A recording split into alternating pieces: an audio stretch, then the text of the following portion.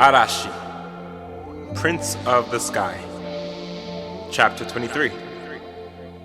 Pain.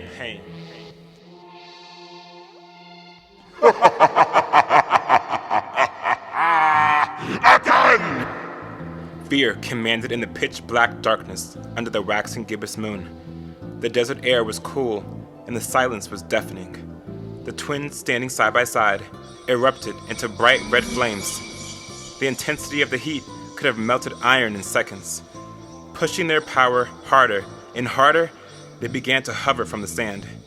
There was a groaning in the air, and the sound of hollow voices in pain. Now! Fear barked, and the two figures exploded like dying stars. If there was anything else around, it would have been obliterated. The blast passed through Fear like a gust of wind. Once the smoke cleared, the twins drifted back to the ground. From the darkness, all that could be seen were four glowing yellow eyes. They transformed into snakes, wrapped up in one another and hissing violently. Good boys. Now that I know their weakness, we can strike. The power of fear is growing every day, and you two will be a perfect match for the dragon and the tiger. All spared, nothing more.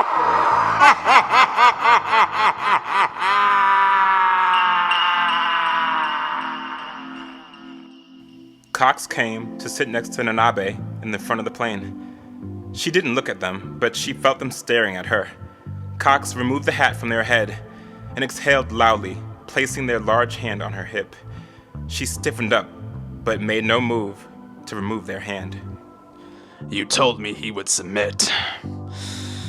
You know what you will have to do if he gets out of line. Nanabe swallowed, but said nothing. Cox moved their hand up her leg. She knew what they wanted. They've wanted it since the moment they met. But she had a goal, and Cox was going to help her get to that goal. Her mind was racing, and her heart was beating faster as their hand moved closer to her groin. She instinctively crossed her legs and removed them swiftly. He will do what we need him to do. Therefore, there is nothing I will ever have to do for you besides be good at my job. She kept her eyes forward. She was no fool. You never gamble what you can't afford to lose. Bishop taught her that. For your sake, you better pray that he does. Cox turned forward in their seat. She knew Cox had a double meaning behind what they said. She'd sooner give herself up to Cox than allow them to harm Arashi at all. She realized that she had a moment of amnesia, where she didn't recognize who she was, but her grandfather spoke to her in her dreams. He sat there in front of her, in his favorite chair, just like when she was young. You are a guardian, Nanabe. For generations, we have been blessed to be born with the knowledge of what we must do. Let your heart lead your way. Thank you for your strength and your memory. End of chapter 23.